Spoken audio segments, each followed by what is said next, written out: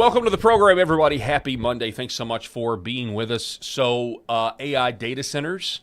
We've got this story out of Georgia where an AI data center used 30 million gallons during a drought in Georgia. We also have other reports that the power companies are now using eminent domain to run power lines to basically power these massive data centers. This is going to be a reoccurring theme, apparently, throughout the country. We talked last week about that 46,000-acre data center that's going in Utah. But something dawned on me as I was looking at the headlines today, and that is I remember hearing about how big, giant corporations have exploited third world countries for years. In particular, I remember these documentaries about Indian or South American towns that where Coca-Cola bottling factories went in and they used all the water up, and people couldn't afford, the residents there can't afford the clean drinking water, but they can't afford the Coca-Cola and how their health has declined. And so it's just dawned on me, is that what we're now seeing in America? Are Americans about to be treated the way the third world, the way American corporations treat the third world? And with this AI data center surge, to me, it looks like that's exactly what's going to happen. So I've got my co-host Rob Spencer is here. We're going to talk about that and much, much more today on the show. Happy Monday. It starts now.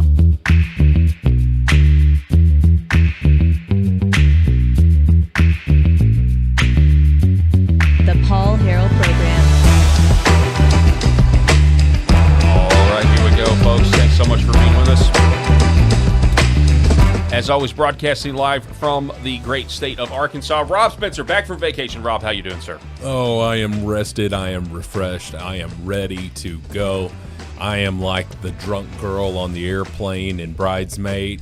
I am ready to party.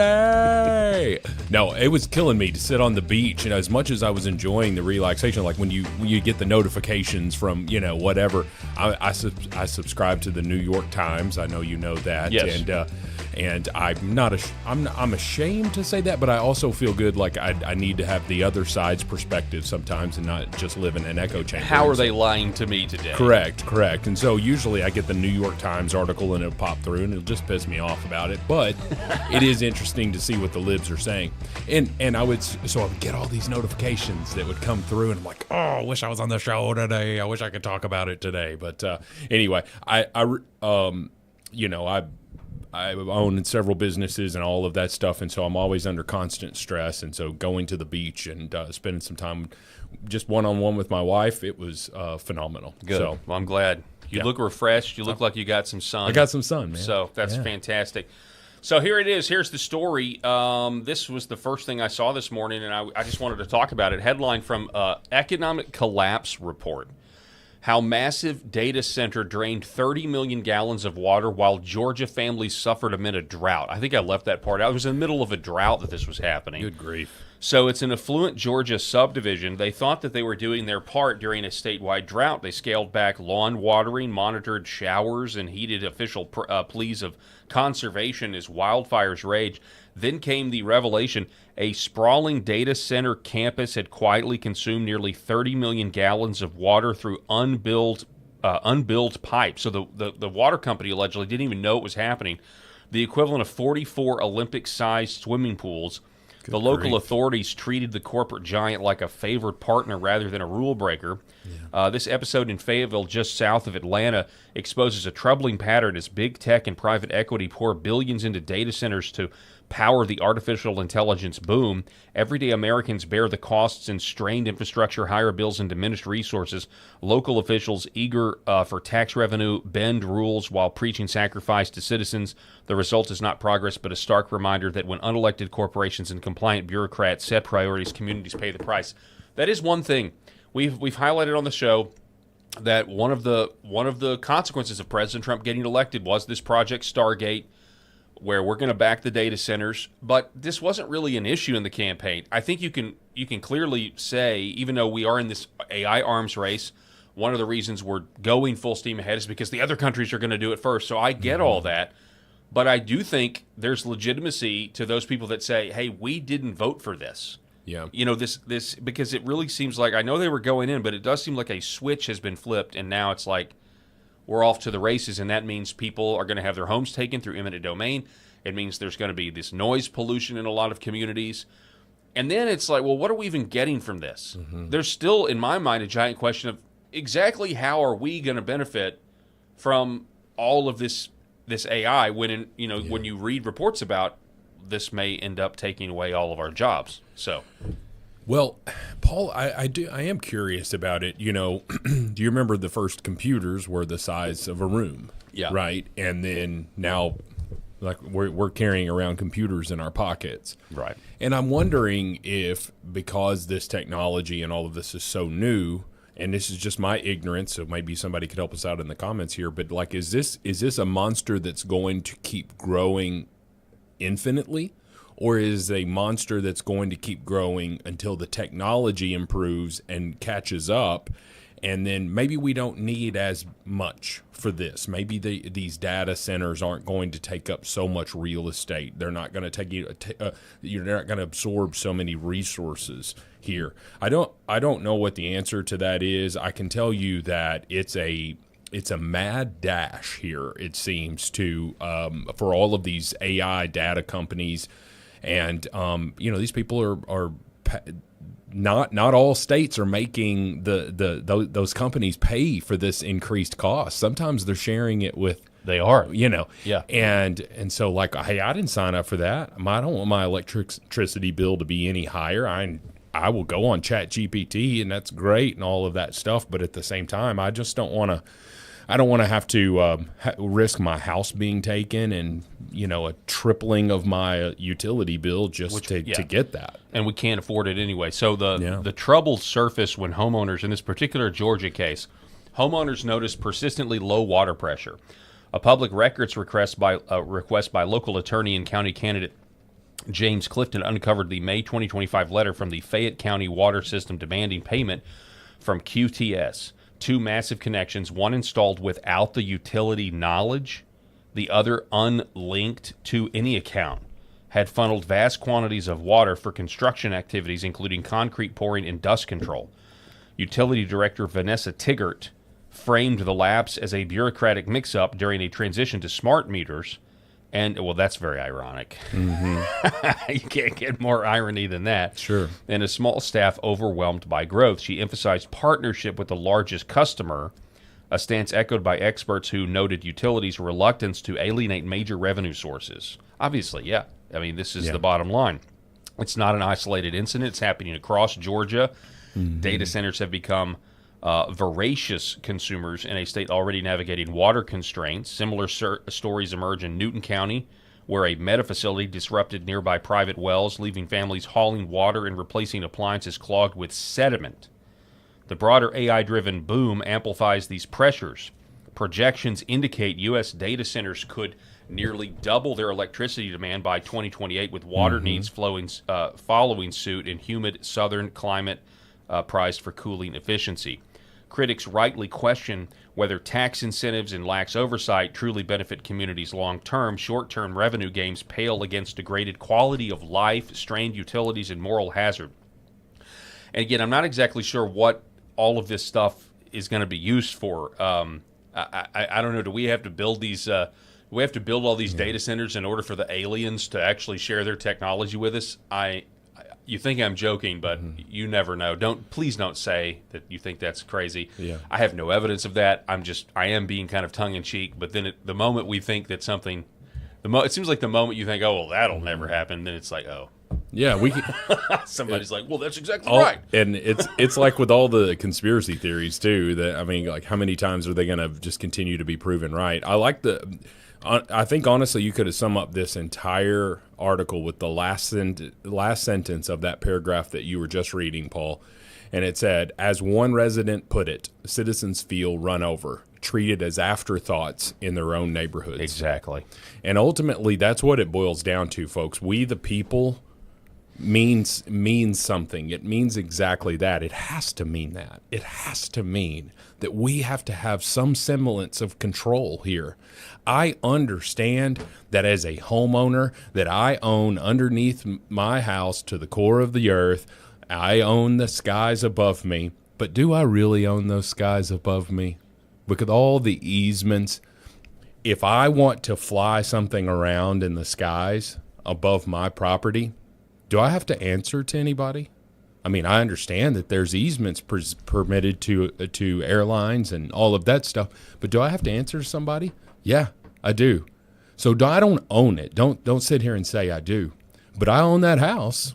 I own that house with the caveat there that I've got to pay the property taxes on it. Suffice it to say, all of the residents across the United States, if they're going to be impacted by this, it's not going to take long before a groundswell will grow. And all of these people who are either allowing this through doing nothing or purposefully trying to permit this, going to find themselves out of elected office. Yeah, I mean, if you were writing a dystopian novel of the future where some populist uprising took their country back, back in the day, you might say they're going after the bankers and the politicians.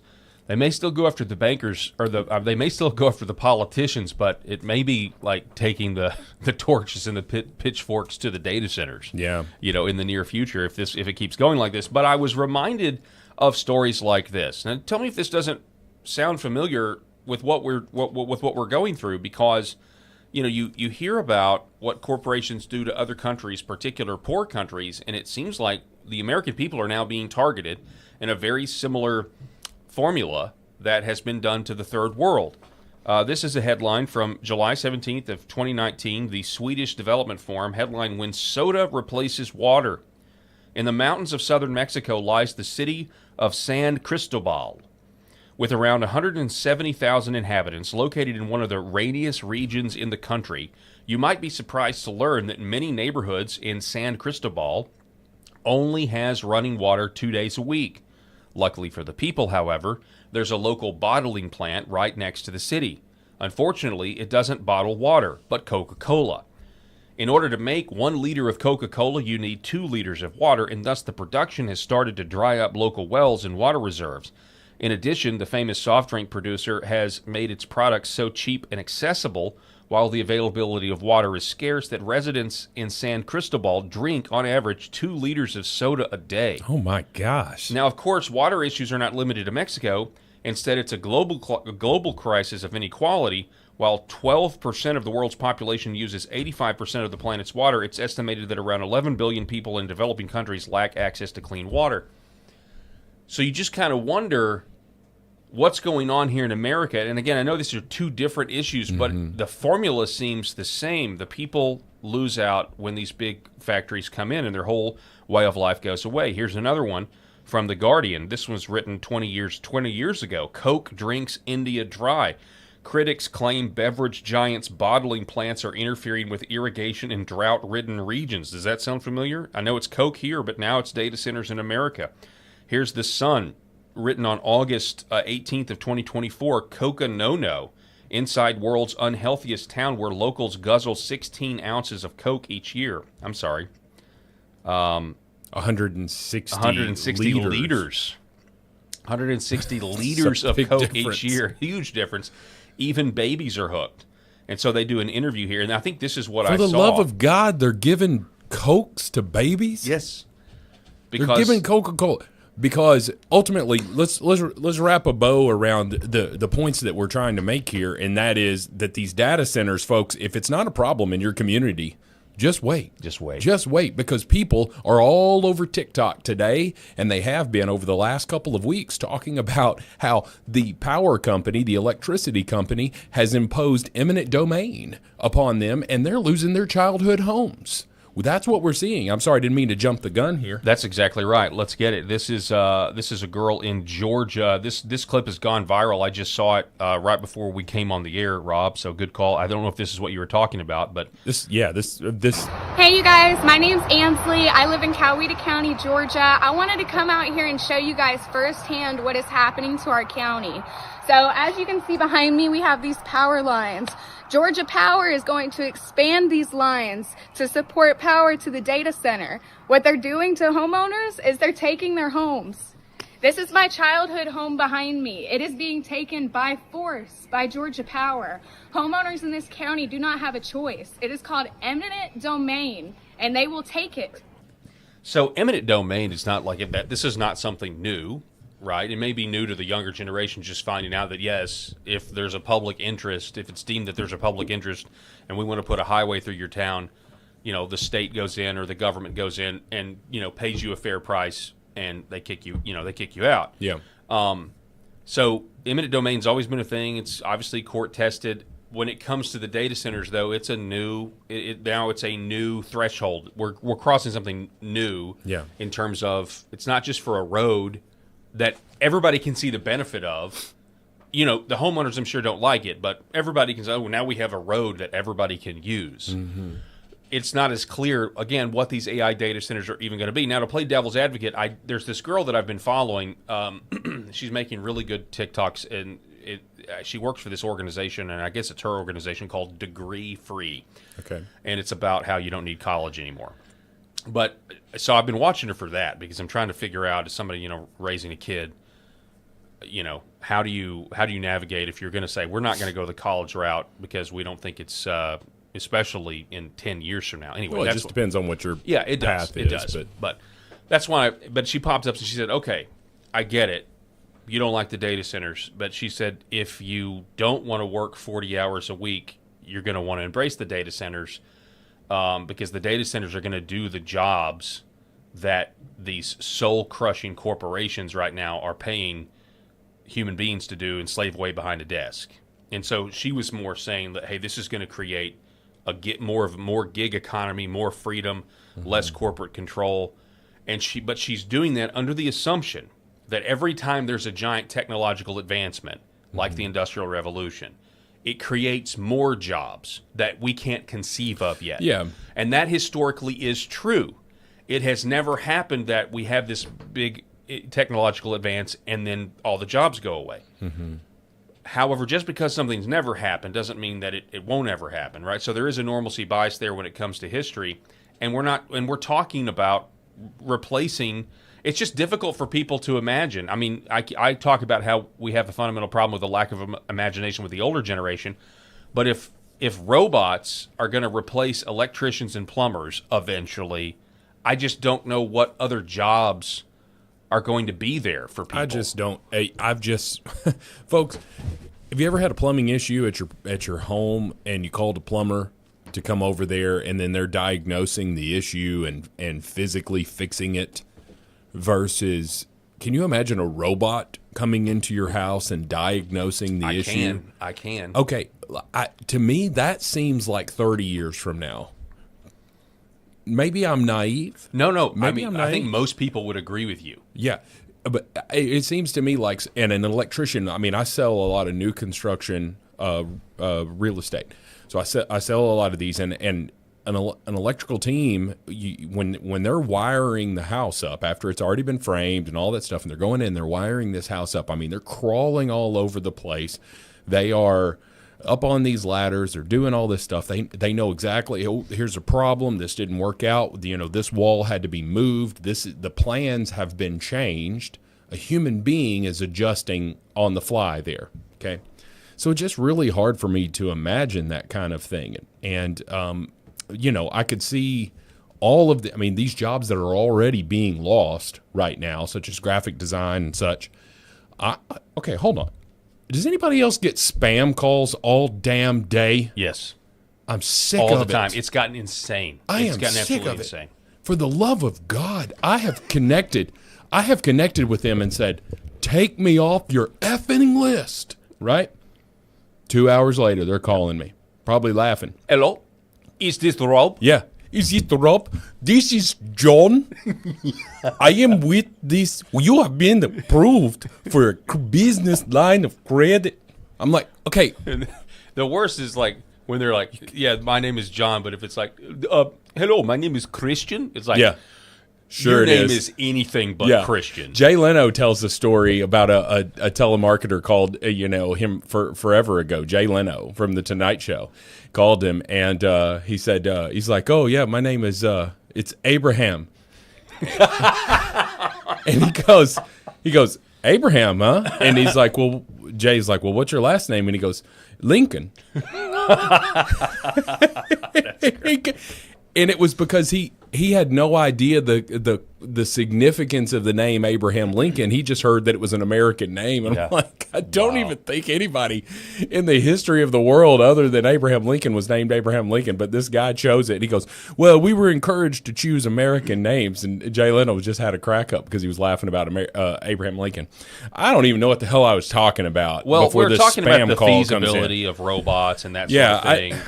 I think that there are jobs that are being lost right now that are going to continue to be lost. I think that they're going to continue to consume in industries. It's harder for me to believe that jobs that require your hands, dexterity, yes, are is easily replaced with a robot. I don't know. I mean, and who the hell's going to let a robot come into their house? I mean, I don't think you can get a robot into a house here in the South. This is I do think there has to be legislation on the books immediately if you're even going to glance at the robot idea, that the robots cannot be made of material that can't be taken out by a 9mm or a 12-gauge shotgun. Can't be made of anything more durable than that. But that's just me. But no, I actually think it's going to be a lot sooner than you think. I think there would be people, maybe not in the South, but there will be people that'll be like, oh yeah, come on in, Mr. Robot, sir. Fix my plumbing. And the fact is, Musk is building these robots. It's a thing. Oh, I've seen them. Happening. Back in the day, we did a segment with our friend Jacob Holloway on the robots are first going to come. They're going to show up with industrial agriculture. That's going to be where they show up first. So our comments are wild. They said, Rob, answer the phone. Wilson's great follow. Hey, thanks, Wilson. I'm glad to be back. Answer the phone saying Sheriff's Department Fraud Division. Yes, that'll stop them. Yes, and then that would be great. And then somebody else was when Jehovah's Witnesses knock on your door, answer the door naked, wearing nothing but a Michael Myers mask, and ask them to come inside. Oh man. Anyway. Here is another segment of a report that was filed, again, in Georgia. They seem to be getting the brunt of this data center. What is up with that, man? I don't know, man. What is it? Kemp. Yeah. Brian Kemp. I bet he's getting... This is our cold water pressure in the kitchen. This is where I fill up water for storage. Those are the things we have to fill up to flush the toilets. So you can see the sediment from the data center. Wow, and that's just from the water coming out of your faucet? Yeah, and this is what's in all the pipes. Just the well itself is probably $20,000, and that's not counting any of the all faucets. The replacement of the fixtures and faucets and the well. Toilets and the lines that come underneath the house. It's overwhelming because you really feel like you are up against this huge wall that you can't penetrate. There's nothing that you can do, and they don't care. God bless her. They don't care, and this is what it sounds like. Can how you can't take a bath? I mean, a shower's out of the question, but a bath, you can't even really take a bath unless you heat up the water, I guess. Yeah, or you're going to have to run it full of cold water, and then you're going to have to boil some other water on the stove or something, and whatever. I can't. This is happening, folks. This is 2026, this is America. Happening. Let me throw this out at you. Sitting on the toilet, had some some terrible Mexican food last night or something, right? You're on the toilet. You're having a bad moment. We've all been there. If you're an adult, you've had some bad toilet moments where you're like, I'm never leaving. I might as well just move into this bathroom because I'm going to be on this toilet for a while. Do you just sit there, or are you courtesy flushing, folks? We're courtesy flushing, right? And then we're like sitting there for, I don't know, another 30 minutes waiting for this bowl to fill back up, this toilet. I mean, this is the wealthiest country on the face of the planet, and people living in that would look like a nice house that she's living in. Yep. And she's struggling turning on that sink, and it's just a dribble. And it's an issue. It's a matter of priorities. Yeah. It's a matter of priorities. But hey, thank God we've got Chat GPT, folks. Yeah. I mean, thank God we've got it. But I can't even take a damn shower.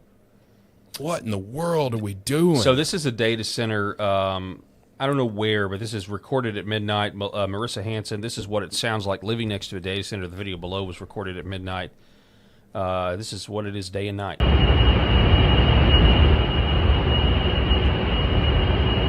I mean, from the video, just like, okay, sounds like an airport. Basically, Sure. It sounds like you're living next to an airport.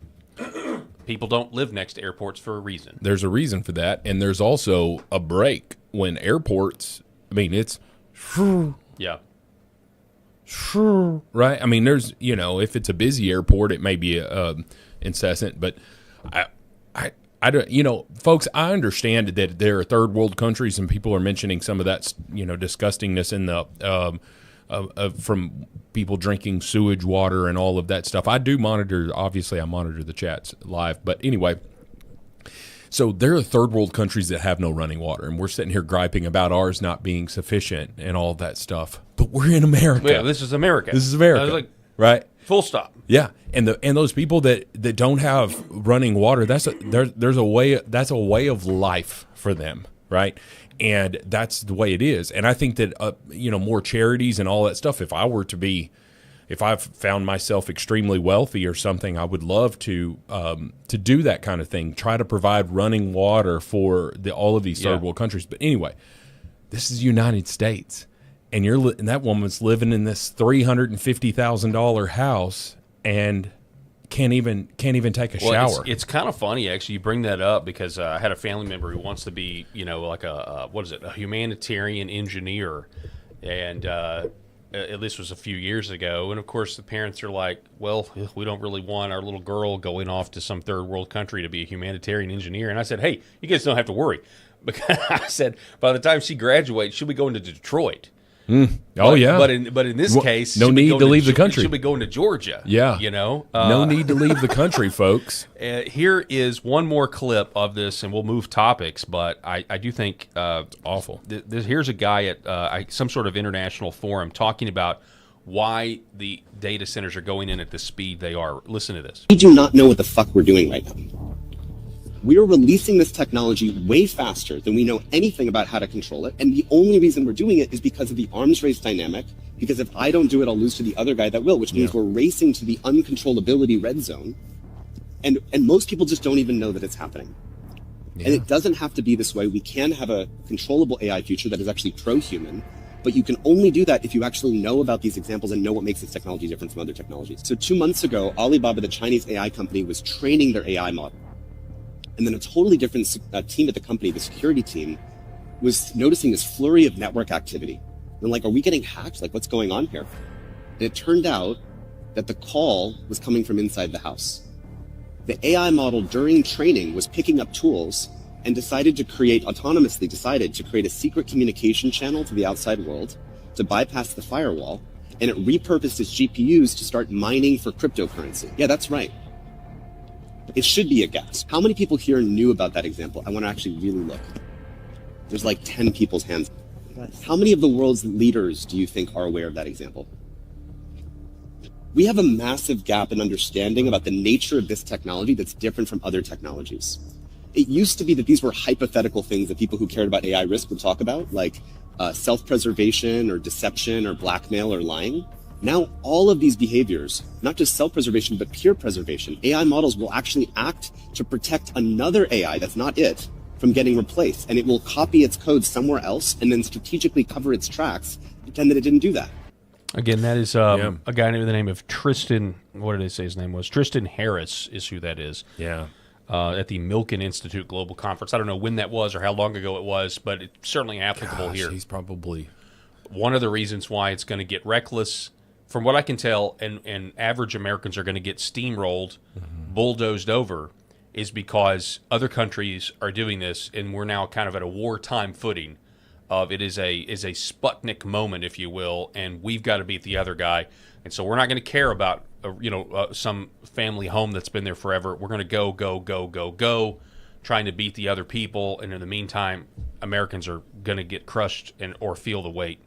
That's the status quo apparently moving forward. So they're training their AI. It creates its own back channels. It starts mining for cryptocurrency on its own. Okay, and nothing. It was not told to do this, and it was doing it secretly. That we're no more than a couple of shades of gray away from Terminator. Yeah. I know. We're no Exactly. more than a couple of shades away from iRobot or all of these these AI going out of spinning out of control, and I don't know what the solution is. I'm just a person from Arkansas. And I none don't of know. us do. We're Right. so far out of our depth right now. None of Yeah. us know what the answer is. But what he said is exactly right. It is an arms race. So all the companies are going to do it. They're just going to participate in this ridiculous evil. Okay, here it comes. Let's just do it because there's money to be made, right? And I think it was you before I left on vacation talking about the Jurassic Park example, where or maybe I saw it and it was just it was Jeff Goldblum's character, and he was talking Must about go faster. Yeah, and he goes, they got so lost in whether they thought that they could do something that they just never stopped to ask themselves whether they should. Okay, and I think that, and of course I butchered that quote, but I think that's exactly what it is with this AI stuff. It's like, can we do this? What's possible? Let's dream big here. Let's do all of this stuff. Should we? Should we? Yep. That's a great question. Should Well, we?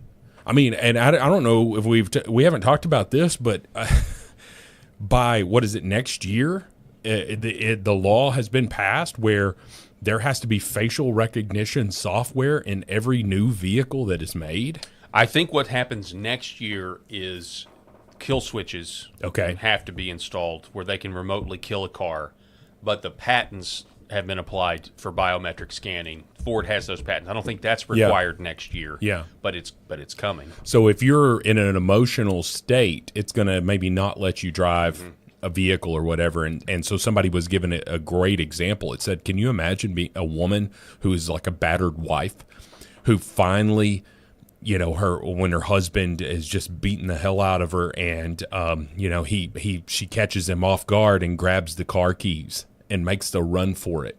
And she's getting in and he's coming outside and she's screaming while she's trying to get this vehicle started and getting out of there.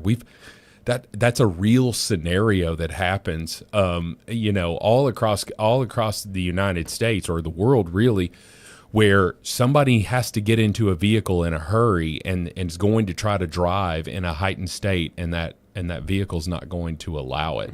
Yeah. There was a sketch video done about that with tornadoes, and you can just see, by the way, because I think the official advice is don't try to outrun a tornado. But I think you and I both know that that's exactly, I mean, what are the storm chasers out there try to outrun tornadoes all the time.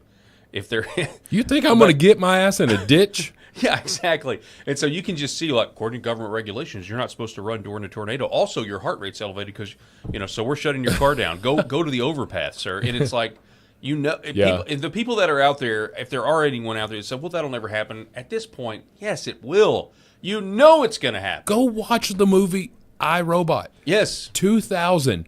When there's an argument when Will Smith is arguing with, whatever her face is that had a baby with Tom Brady. I can't remember. She was in the show Blue Bloods. Regardless, I can't remember the actress. But they're having an argument, and her robot comes in there. I noticed distress signals in your voice. Is everything okay? Gosh.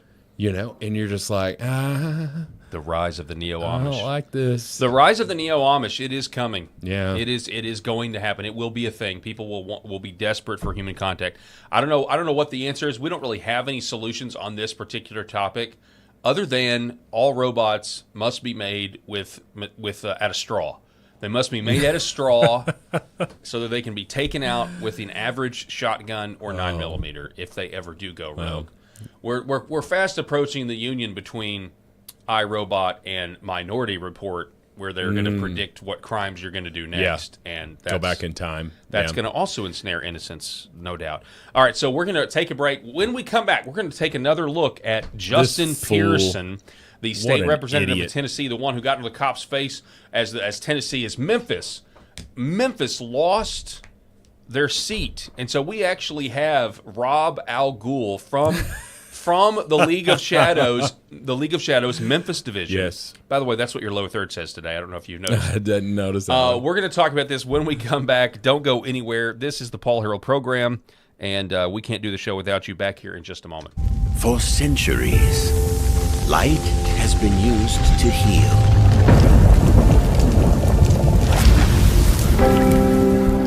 Awaken the body with Red Vive.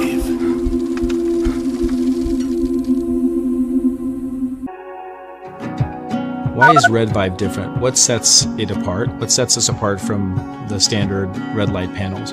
This is a medical grade device, and what that means is the red light bulbs and the near infrared bulbs have very specific wavelengths. If you think about the wavelength as the medicine, the 635, the 670, the 810, the 850, those were specifically chosen because those are the most powerful effectors of the cells.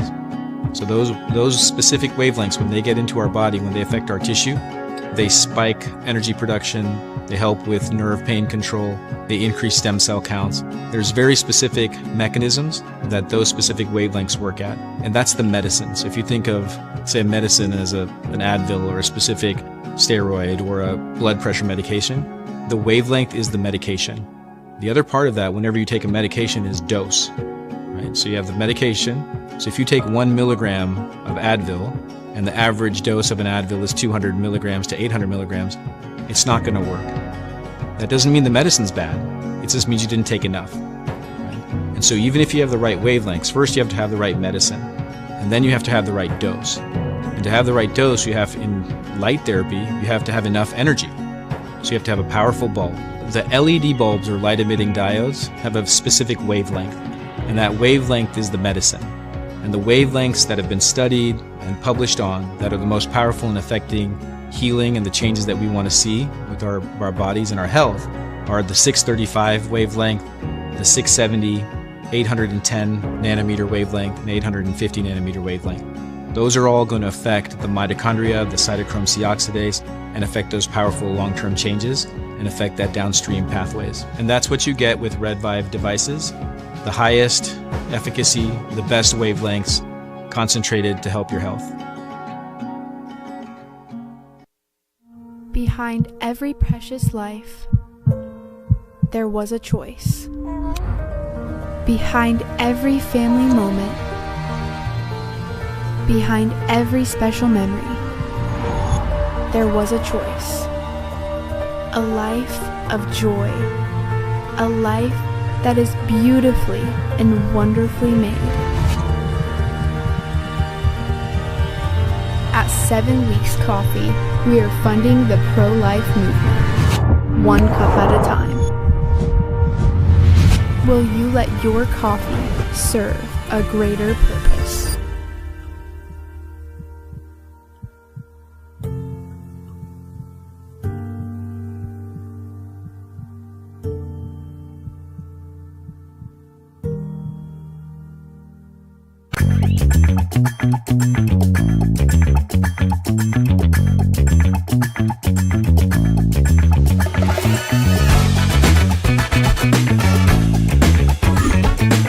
The Paul Harrell Program.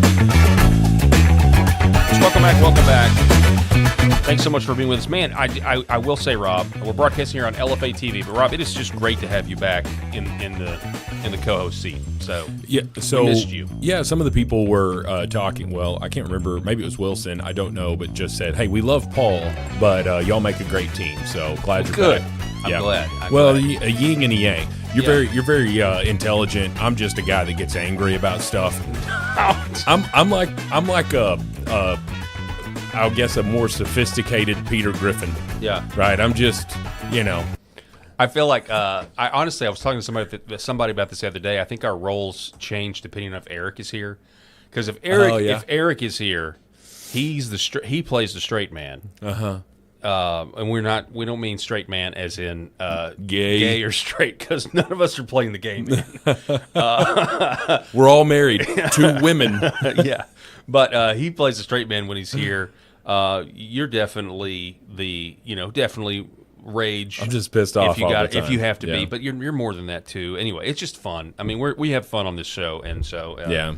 But I'll tell you who else has fun, and that's Justin Pearson when he's in church. Lord have mercy. Look at this fool. He caught, well, he didn't actually catch the Holy Ghost, but this is a guy who's had a really rough week.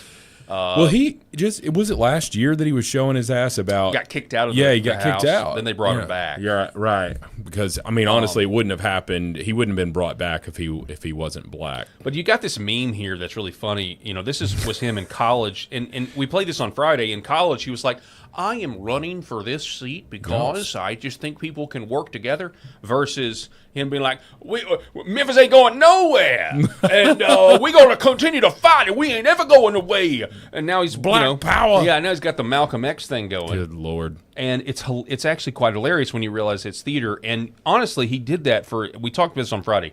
He did this for his own pocketbook, just like Jasmine Crockett. Jasmine Crockett went to Rhodes. Jasmine Crockett could talk like this, and then she went from that to, I don't know. Give me something to say. We out here in these streets.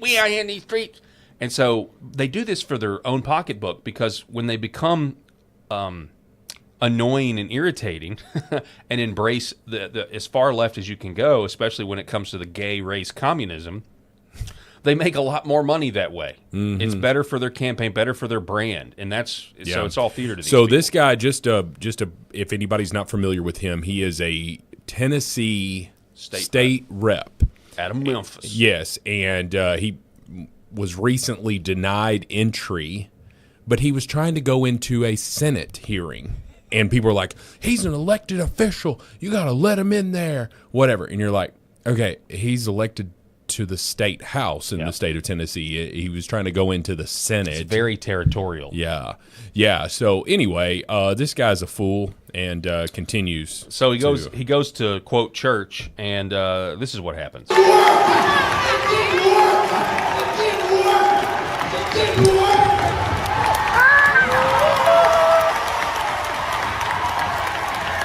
Is this what black people find entertaining?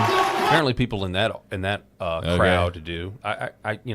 You would say congregation, but I don't know what they're worshiping. I know a ton of incredibly intelligent black people, and this reduces them to, if someone's screaming loud and dancing and all of that, we're going nuts, we're going crazy, we love it. That's what turns us on. And you're just like, wait a minute. I just don't think it's kind of like I equate it to a drunk white redneck going, we're going down there, we're going fishing. Yeah. And those wives can kiss our ass. Right? Like, what That's just good B-roll. Keep going. I love his B-roll. You know what? As much as I've been griping about AI, that's a good one. This is a good use of AI. I agree. But it's the same thing. It's like, it's to me, it just reduces us to just these memes of things. And so this guy gets on stage.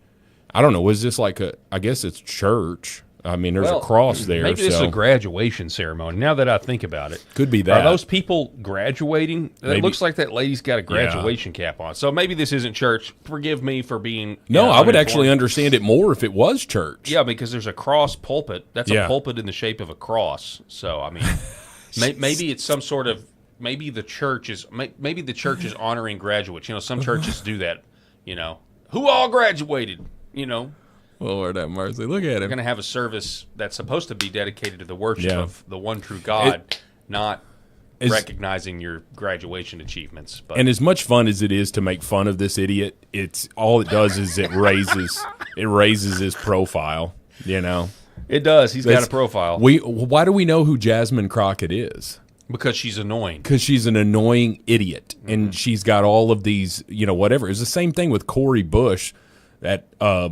That woman was a complete nitwit, and she served in the St. Louis area of Missouri. She was voted out after one term. She was literally the dumbest person in Congress. Yeah.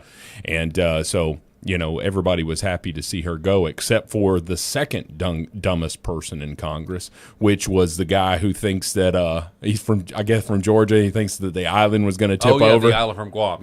He's the first. Hank Capsize Johnson. Yes, Hank Capsize Johnson. Yeah, a lot of Georgia news, but bless Georgia's heart for the keep electing guys that are like that. Anyway, in other news, yesterday was a Confederate Memorial Day in South and North Carolina. Now, this is of note because obviously in the Biden administration, they did it during the Obama administration too, but in the Biden administration, they really ramped up, like tearing down Confederate memorials and that sort of thing. And there's no more famous than in the Biden administration, where they melted down the Robert E. Lee statue.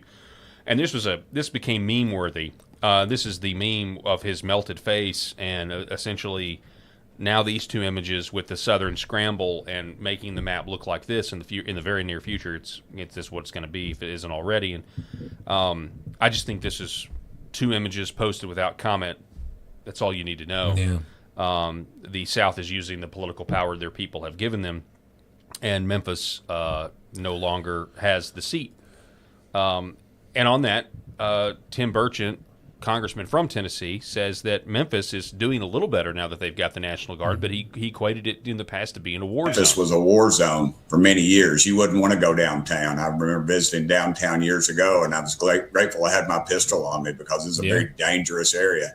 Now, after Brent Taylor, who's a state senator, and our own U.S. Senator Marsha Blackburn asked the president to bring the National Guard in, you can now walk downtown. I went to the famous Peabody hotels downtown. It was I would have gladly had my wife and daughter with me, and it's a completely new area, and I believe they're losing the grips on the old school stuff. And that it's a completely new area though because of President Trump sending the Guard there. If it wasn't for that, Memphis, with the leftists enraged as they are right now, it would be even worse than it was. Listen, I still ain't walking down the street in Memphis. I appreciate President Trump cleaning it up for the citizens of Memphis, but as a citizen of Arkansas, I will go to Memphis for, they got the Orpheum Theater over there that's fun to go to and things of that nature. I mean, they've got lots of shows and all of that, and they've got the Memphis Grizzly basketball team. We went there a couple Me and you and Eric. ago. Yeah, that was a lot of fun, but at the same time, I'm not walking down the street still yet. Because the people that cause all that chaos, is many of them were rounded up, but they still there. They just waiting, man. Well, I do remember our trip to Memphis. It was nice, but I know when we came out of the parking garage there, we got asked that question. Yeah. I don't. What did we get asked? Like, hey, do you live around here? Can I get some directions? Yeah, and this it was dude, like, this is a setup. Yeah, we were about to get scammed. Of course, Eric had seen it a million times. He just kept walking. Yeah, right. Just ignores it. And you and I are pretty tall. Like, if you saw all of us together, Eric's kind of short. Sorry, Eric. I mean, you're shorter than me and Paul. Yeah, he's not. He makes more money than me, so I don't care. That's great. So I can talk down about it. But anyway, I guess I'm the tallest, and we're the middle. Anyway, I was the least on guard about it, and I think it's because my size makes me a little cocky in that I don't get nervous very often about stuff. Although I am, if my wife or children are with me, I'm very alert and all of that stuff. But I still don't feel truly safe in the city of Memphis. You say that from an Arkansan standpoint. Well, so does the state of Mississippi. Because in Mississippi, the district attorney from DeSoto County, Mississippi, has now put up billboards reminding everyone coming from Memphis that the firing squad is still legal in the state of Mississippi. Yeah. Here is the local Fox Memphis affiliate with this headline. New Mississippi billboard grabs driver's attention, warns firing squad is illegal. I love it. So, the situation in Memphis is still not under control. And again, you made the best point, not last week, but the week before, where you really, I thought it was a great point because you were essentially saying, look, Memphis doesn't have their act together. Why would we want, if we could avoid it, why would we ever want Memphis to get to pick a congressperson to send to D.C.? Their own city, has been under this Democrat rule and corruption for as long as it has, and their city has gotten worse and worse and worse. And so even it'd be great if Memphis was some thriving town. Oh, sure. And maybe the state of Tennessee wouldn't treat them the way they have, which is, we don't want to listen to you because we think your ideas are terrible. Right. My buddy, who he loosely follows politics, but he's an attorney, and he's whatever. We were having a conversation about this very thing, and he said, "Hey, I don't think it's right that they took away Memphis's representation." Like that they took away, and I just said, "You're wrong, but I'll tell you why. But tell me what your thoughts are." And he's like, "Well, just because I get it, but they shouldn't carve that out, and take away their representation." And I said, "Jimmy, oh crap, I said his name. Anyway, there's 1,000 of those names." He just said that. But I was the one that had the controversial take, so not him.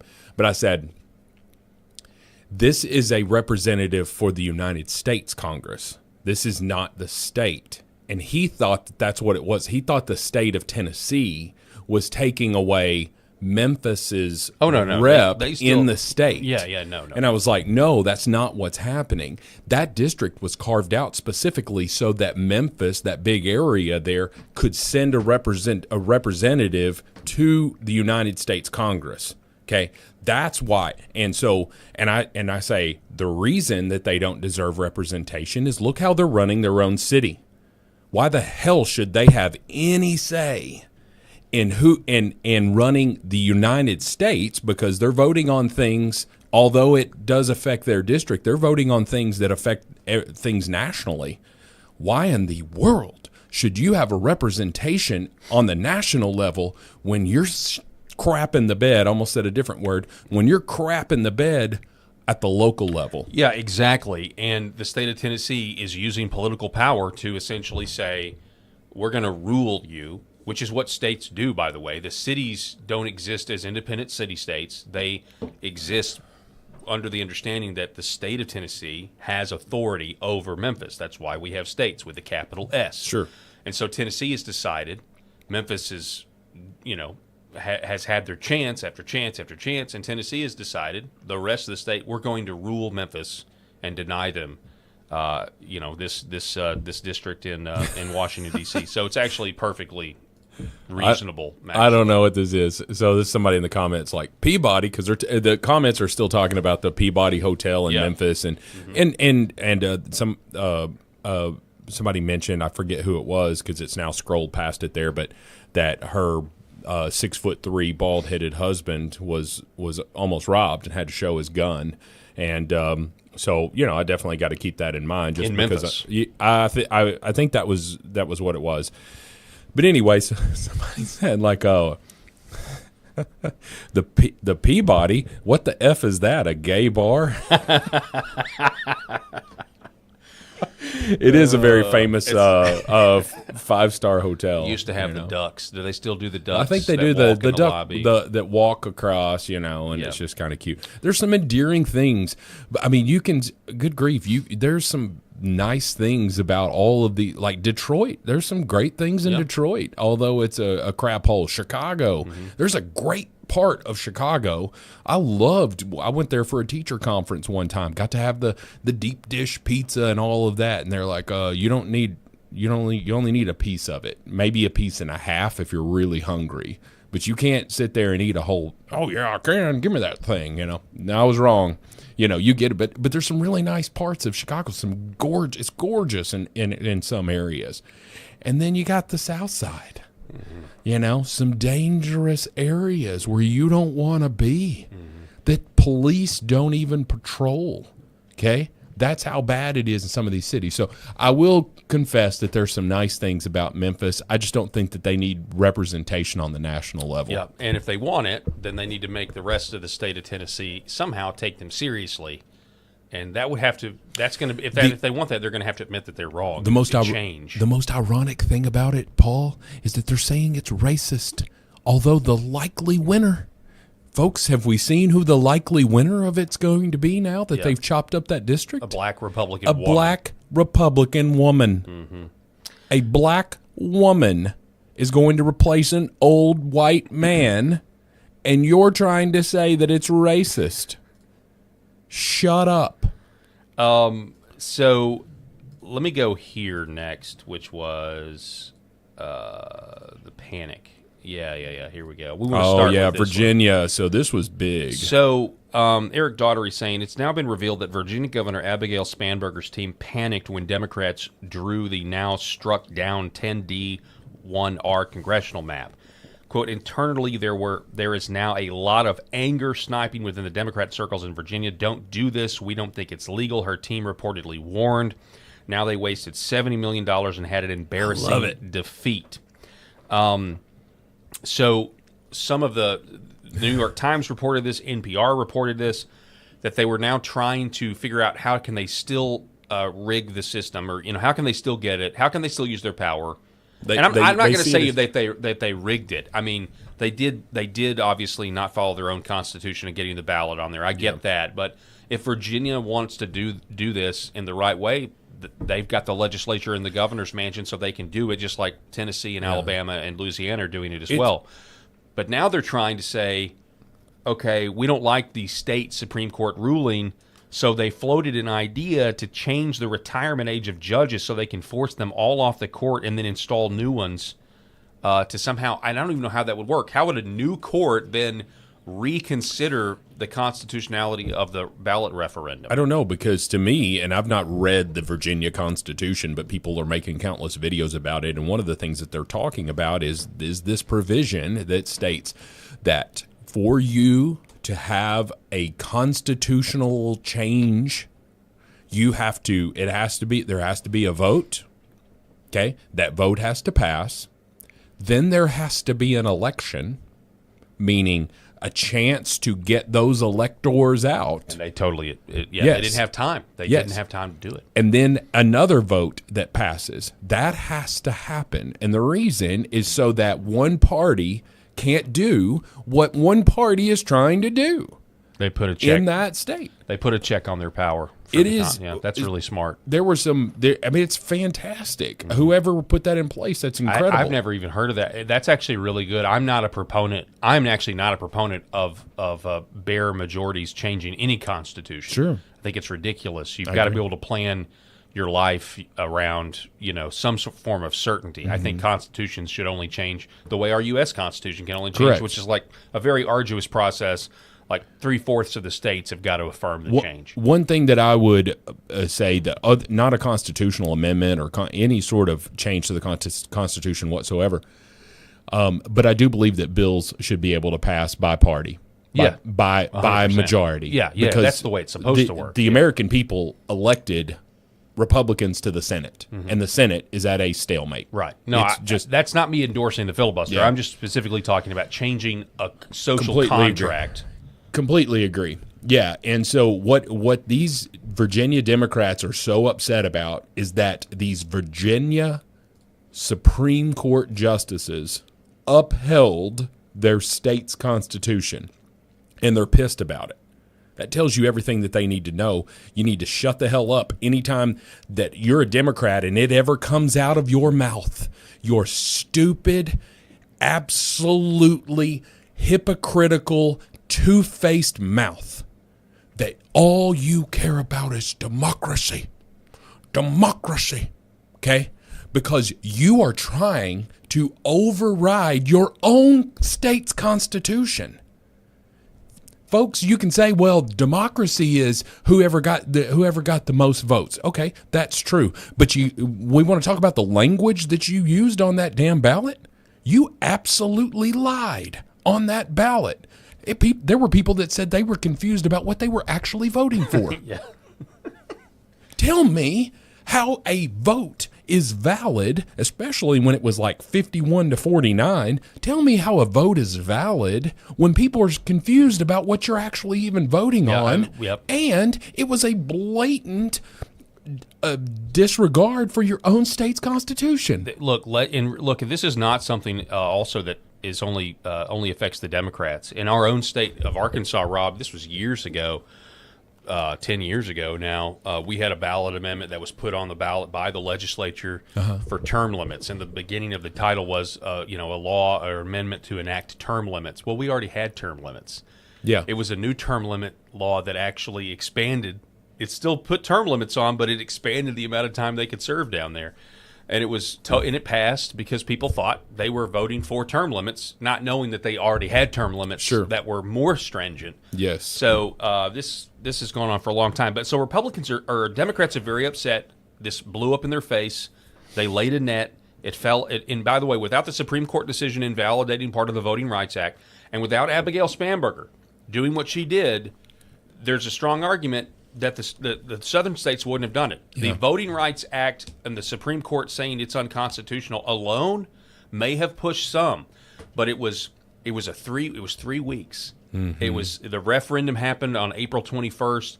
The next week the Supreme Court decision came down, and then the next week the southern states started cleaning house. Boom. It was a historic 3-week process that moved so quick, and it's now blown up in their face to the point where now the left is talking about violence or insinuating that they wish that there had been genocide.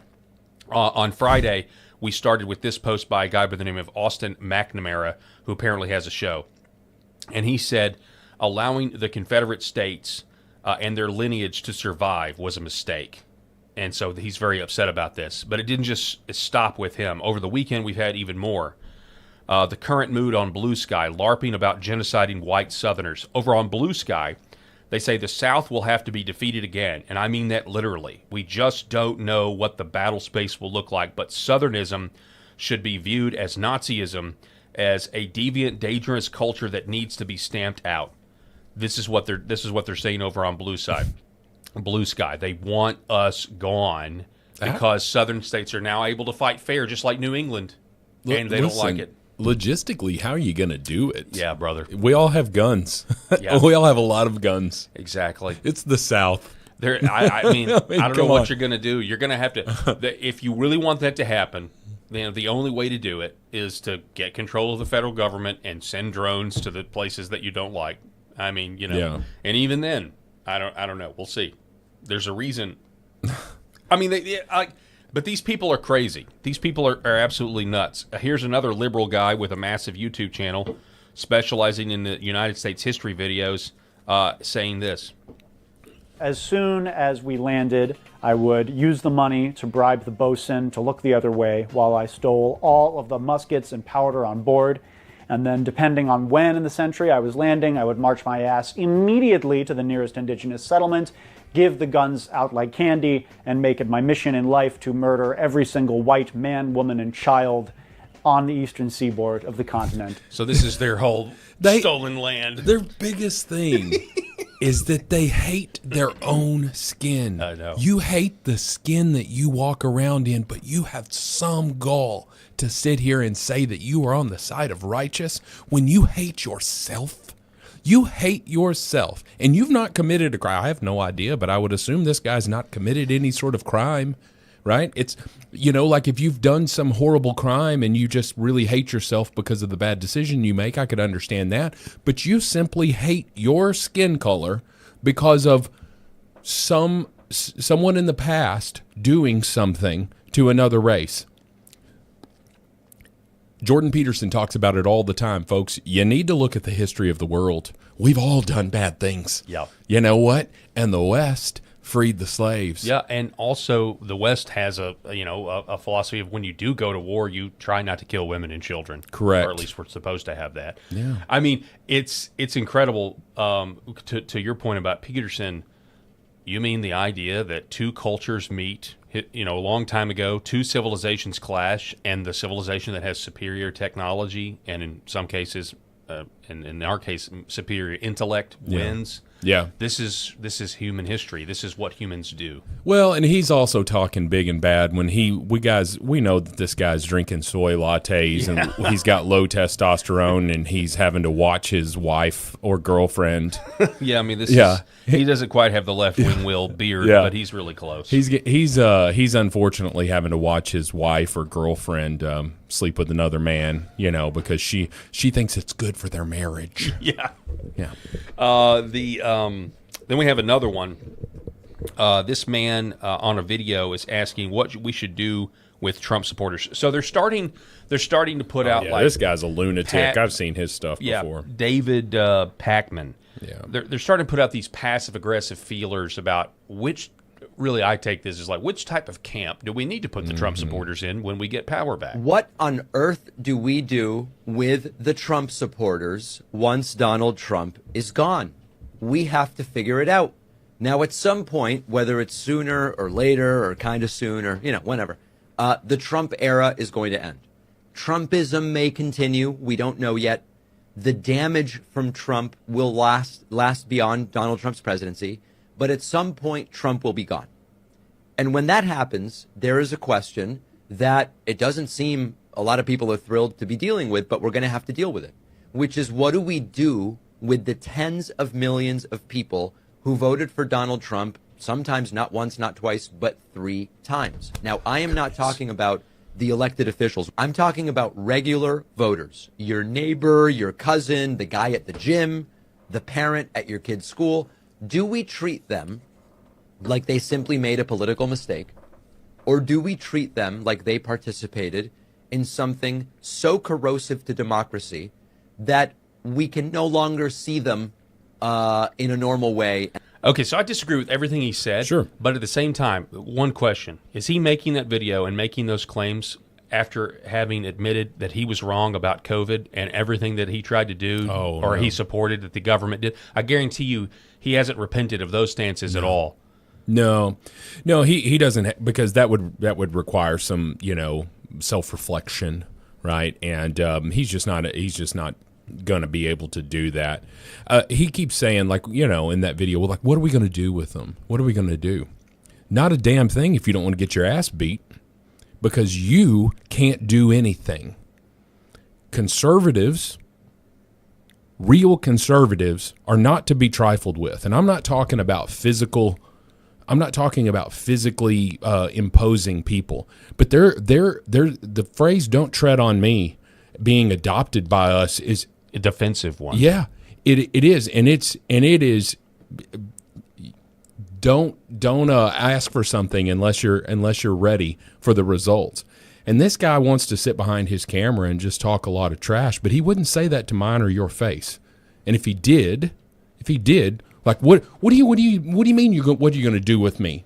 If we run into each other at the gym, which is where I'm about to go, if we run into each other at the gym, what are you going to do with me? What are you talking about? I'm a 3-time Trump voter. What are you going to do?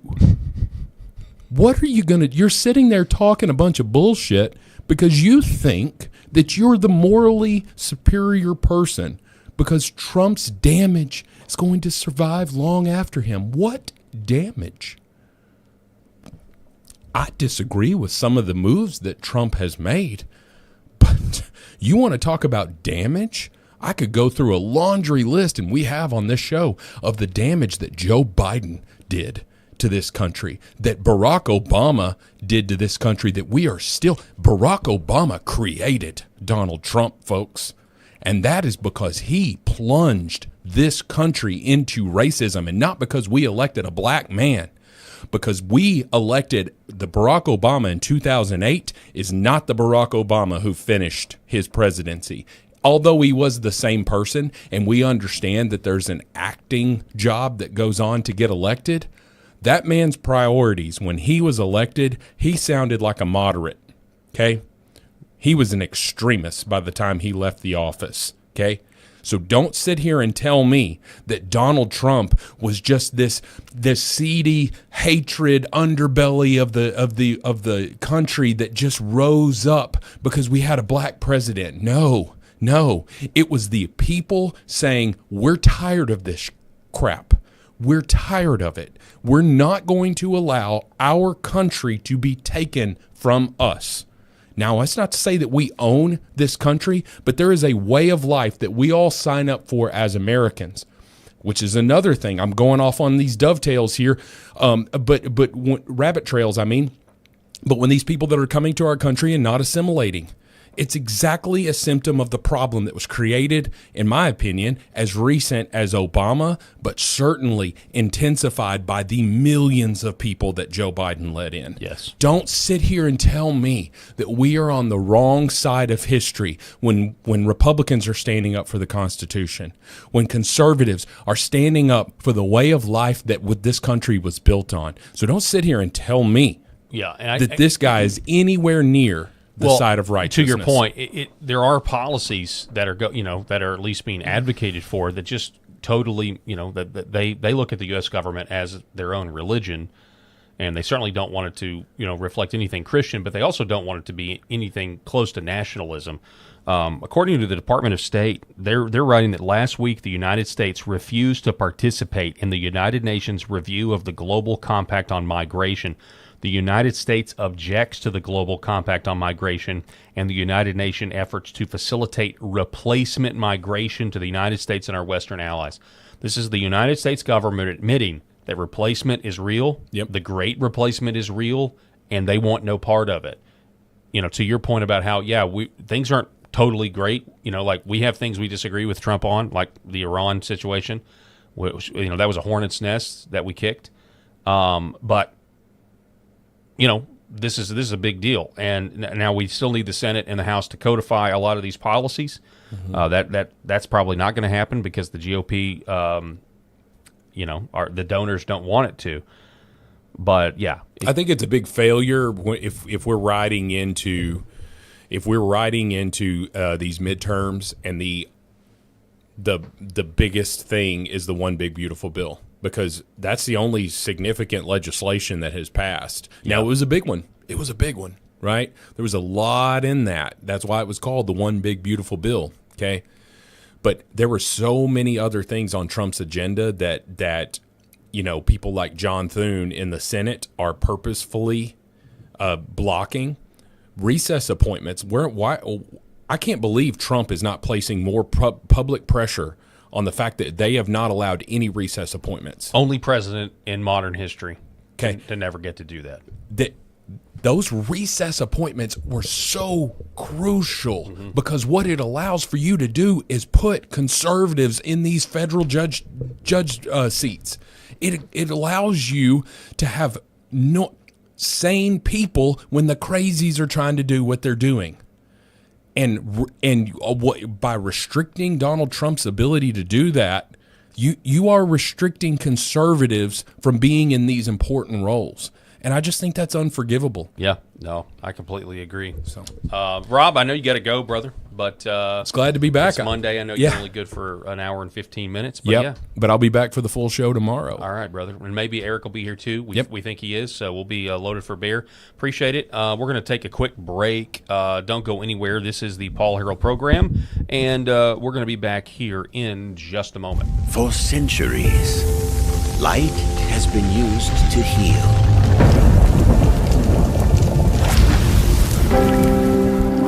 Awaken the body with Red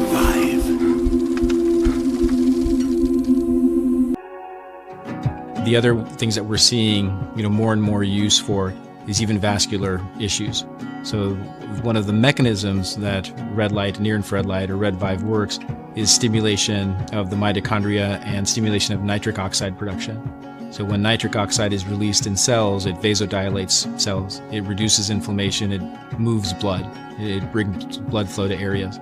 So folks that have issues with ulcers or burns or wounds, it can help stimulate increased blood supply, and you need blood to heal. So that can open up different avenues for peripheral artery disease, for neuropathic pain syndromes. And so that's one of the other areas for nerve injury or nerve pain that we can leverage this type of medicine. My name is John, and this is my beautiful wife, Lori, and this is our Star Wars Ewok. His name is Scout, and we have Scout for about 11 years now, and we started noticing about 3 years ago, he started slowing down. He was unable to jump on the bed. He was kind of a little bit grumpier, and when my daughters, Macy and Mariah, would take him on walks, he would walk for about 30 yards, and then he'd lay down, and they'd carry him the rest of the way. So I heard about Pet Club 24/7 and about the products from a gentleman that I really trust and share a friendship with. And he mentioned to me that they have products that are going to help him with his arthritis, help him build his immune system. And I said, okay, no problem. Let's try them out. And I kid you guys not, within about 2 to 3 days, we started noticing a little difference. And then we took Scout on a walk probably about a week after we started using the products, the mush puppies, and he would walk the entire way. He would walk at least a mile, and it's just been completely amazing. He's a new dog. He's 11 years old, which is around 80 years in dog years, and he's just happy. He's more energetic. He's not the grumpy old man he used to be, and we're just so thankful. And it was perfect timing because we lost our boxer Yankee about 1.5 years ago, and it was really hard on us. So I'm so thankful for Pet Club 24/7 for the products that they offer.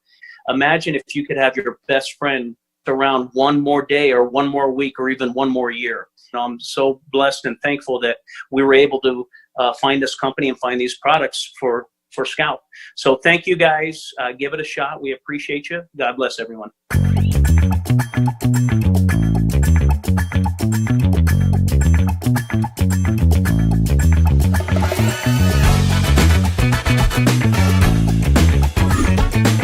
The Paul Harrell Program.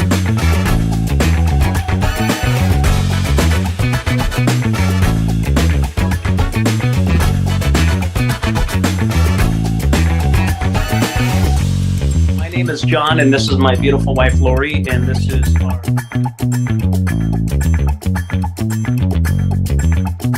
Sorry about that. Welcome back to the show, ladies and gentlemen. We're broadcasting from the state of Arkansas here on LFA TV. And if you're watching over on YouTube, we really appreciate it. The Paul Harrell Program YouTube channel. We would really encourage you guys to like, share, and subscribe to that channel if you are, or if you're watching on YouTube. If you're watching on LFA Rumble, please make sure that you like and subscribe and do all of the things, like the video, do everything. Share it to your friends. We need more and more people to listen to LFA TV, as well as this particular program. It would really help me out. Clarence Thomas. This started circulating across... Maybe this is circulating because of the allegations of racism. Once again, a word that has less and less power because the left has made it mean literally anything. So now, people just roll their eyes. A term that used to be feared, an allegation that used to be feared. You'd be scared to be called it because of what it could do to your reputation, and you could be canceled and everything else. So this old clip of Clarence Thomas has been circulating across the interwebs of his confirmation hearing, where he showed an immense amount of courage when they were trashing his reputation, lying about him, and he basically said this: "Rather die than withdraw. I'd rather die than withdraw. If they're gonna kill me, they're gonna kill me."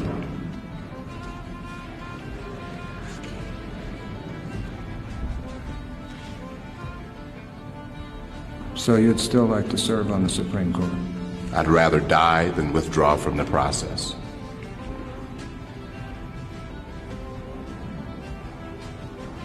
Not for the purpose of serving on the Supreme Court, but for the purpose of not being driven out of this process.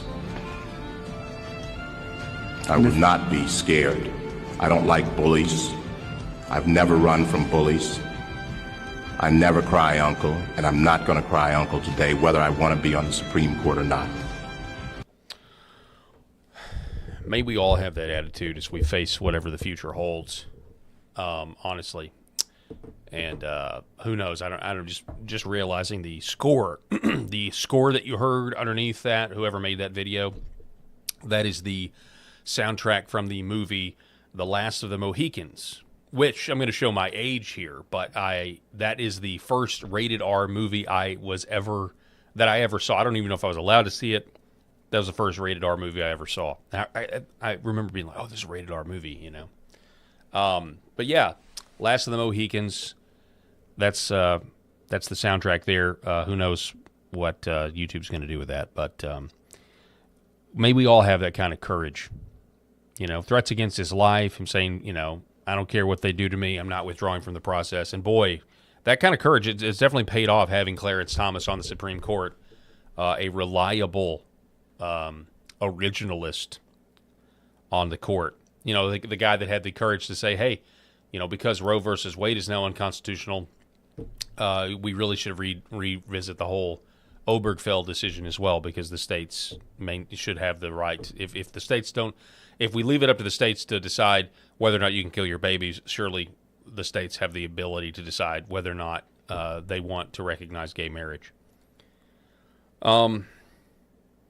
So here's the portion of the show. I don't want to spend a lot of time on this because it's ridiculous, but they're trying to do the whole hantavirus thing, and they're trying to make this into the next COVID pandemic, or they're bringing out all of the old stars. Okay, so Deborah Birx has been making the rounds. What more do we know about the Andes strain, how it might differ from the other strains? So the Andes strain is the only strain where we have mapped human-to-human transmission. And I caution people, because when we say human-to-human transmission, we're talking about people who develop symptoms. Okay, that's all that you're going to hear from her, at least today. She should, she, along with Anthony Fauci, should be in jail and should not be in a position to even pretend like they have a legitimate opinion at this point. After what they put the country through, after everything we know now. And I will have to say, this is disappointing to me, and I get it.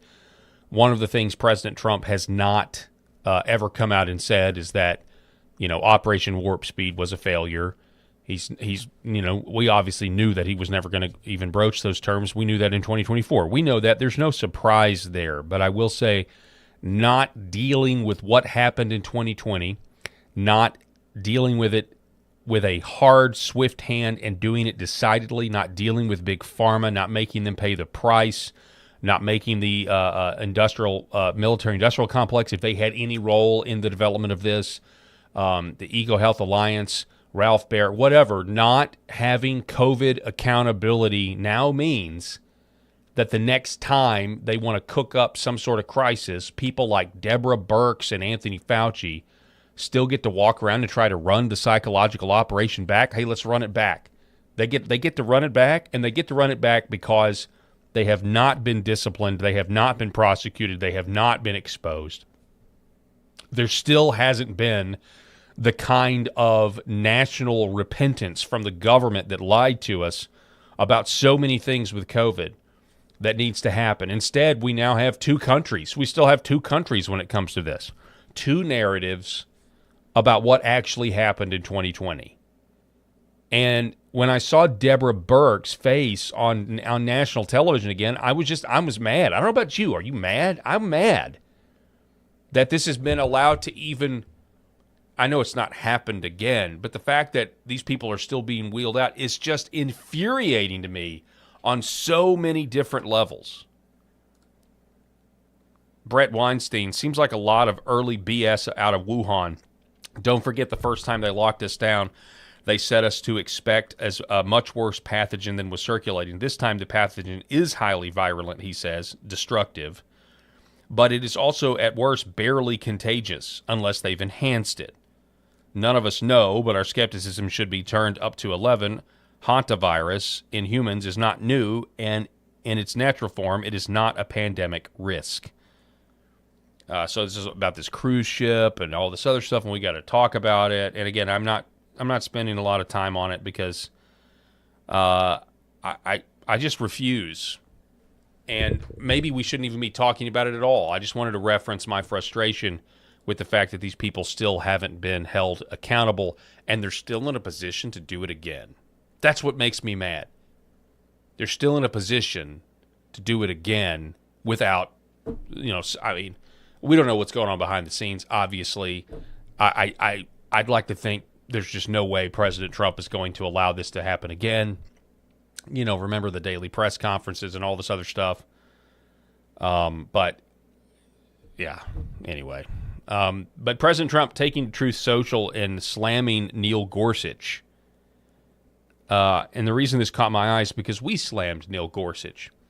Maybe for slightly different reasons. Last week on the show, we were slamming Neil Gorsuch because he came out and talked about how America is a creedal nation. directly contradicted what President Trump told King Charles in that speech he gave.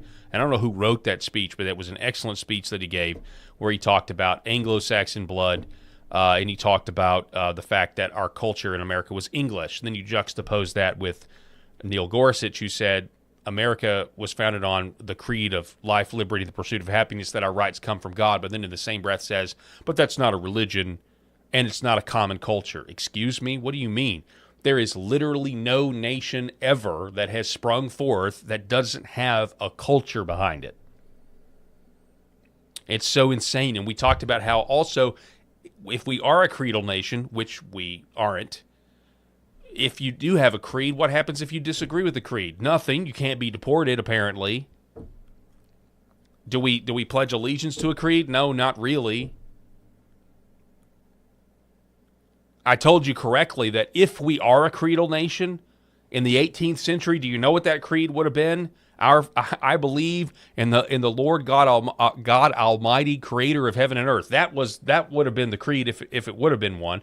But we were a Christian nation, and we were founded as such, even though people want to pretend that we weren't. They want to rewrite history, or they want to cite the least religious founding fathers like Thomas Jefferson, or go to the Barbary Pirates Treaty, or something like that, which was more of a diplomatic, declaration saying, hey, this isn't a crusade against Islam. People try to point to that, Thomas Jefferson, who's the least religious founding father that we have. Anyway, it's just nuts. Anyway, we talked about Neil Gorsuch in the context, though, of his statement on a creedal nation, how it's ridiculous. It basically means our nation is founded on nothing. Now, if we had a creed, and if you didn't obey the creed or you didn't adhere to the creed, you got deported or there were consequences, then maybe you could say that we're a nation founded on something. But functionally, practically speaking, we're a creed. If we're a creedal nation, but nothing happens if you disagree with that creed, fundamentally, we're a nation based on nothing. And that's the way they see us. That's why they're against nationalism. That's why they just want this to be some sort of economic zone and not an actual country. But we were wondering if this was somehow showing the cards of the Supreme Court when it comes to the birthright citizenship. President Trump seems to think, yes, that the Supreme Court is going to strike down his executive order on birthright citizenship. And that's what he says in this post. He says, I love Neil Gorsuch. He's really smart, but he voted against me on the tariffs. A devastating move. He says, with certain Republican-nominated justices that we have on the Supreme Court, the Democrats don't really need to pack the court any longer. In fact, I should be the one wanting to pack the court. I'm working so hard to make America great again. And the people that I appointed have shown so little respect for our country and its people. What is the reason for this? They have to do the right thing, but it's really okay for them to be loyal to the person that appointed them to almost the highest position in the land. I wonder if he's intuiting something there, that I'm the highest office in the land, you're not, and if this doesn't come out in my favor, I've got more options, but I don't know what those would be. He says Democrat justices always remain true to the people that honored them for that very special nomination. They don't waver, no matter how good or bad the case may be, but Republican justices often go out of their way to oppose me because they want to show how independent or above it all they are. I got elected in a landslide, including winning the popular vote, all 7 swing states, and electoral college, clobbering in all U.S. counties by 86%. I chose people to help our country, not to hurt it, and now, based on what I witnessed recently by being the first president in history to attend a Supreme Court session, they will be ruling against us on birthright citizenship, making us the only country in the world that practices this unsustainable, unsafe, and incredibly costly disaster. I don't want loyalty, but I do want and expect it for our country. Yes, I have another way of doing tariffs, but it is far slower and more laborious than what was just determined in a closed decision to be illegal or unconstitutional with 3 powerful and highly accurate dissents. Well, maybe Neil and Amy just had a really bad day, but our country can only handle so many decisions of that magnitude before it breaks down and cracks. Sometimes decisions have to be allowed to use good, strong common sense as a guide. A negative ruling on birthright citizenship on top of the recent Supreme Court tariff catastrophe is not economically sustainable for the United States of America. Okay, well, so what are you going to do? He's exactly right. But what do you do about it when they come down and they say, you can't, you have to, if you get across the border and have a baby, the American taxpayer's got to take care of it for the rest of its life. It's now, the baby is now a U.S. citizen. What do you do when we can continue to be exploited as an economic zone instead of a country, instead of a nation? What do you do about it? I have no idea. But I keep telling you, we keep kind of dancing around this issue. Why are Republican states finally using their political power to redistrict Democrats out of the South? They're doing it because it's a last gasp. It's a last gasp to try to fix this problem within the confines of our current system. Notice the word current. Because both sides in this country find the other to be intolerable, and they don't want to live around them. They also don't want to live under their power and their rule. Both sides believe that right now. To the point where you've got, once again, dumb actors, thinking that we watch them because of their entertainment value. I'm sorry, because of their political opinions instead of their entertainment value. Enter Breaking Bad star Giancarlo Esposito. He's now talking about some sort of revolution because things are so bad. It's really weird how we're in totally different realities, totally different bubbles. Listen to this. This is time for a revolution. It's time for it, and they don't even know that's what they're starting. Some very rich old white men are exerting their power to suppress our own people, thus creating a feeling of civil war in the streets, preparing the haters to hate, teaching them how to shoot. They're not even trained right, to kill. This is all a preparation for a very insidious problem that's happening in our world. And for me, I have to speak out that we will not be iced out. This is not going to happen. They can't take us all down.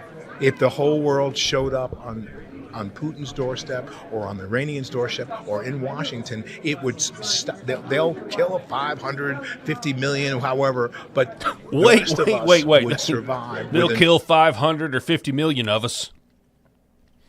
Who wants to follow that guy into some sort of revolution? This is time for a revolution. It's time for it, and they don't even know that's what they're starting. He'll be commanding the revolution from his ex-account in his big mansion somewhere. He's not going to be on the steps. He's not going to be one of the 50 million. But we have to be strong enough to know that we can change the world. We have to change it from within. So if I'm spiritually ready and right, and I'm ready to understand other people and to hang on, you're ready to understand other people. What are you talking about? You don't want to have some sort of debate where we're equals. You clearly think you have the moral high ground, but now you're spiritually right and you want to understand other people. I don't understand what your argument is. Agree to disagree with them and say, okay, let's find the solution together. He went from we need a violent uprising where 50 million people may die to now we need to understand. You kind of wonder if he's like, well, wait, what did I just say? I need to walk this back. And that starts to change things, not by deporting immigrants, not by killing brown and even white people on the street. It's crossing over now, and believe me, this is gonna really spark the nature of so many people. These guys are just, I've said this before, actors. I don't know if he's classically trained. I don't know. But if you ever go, they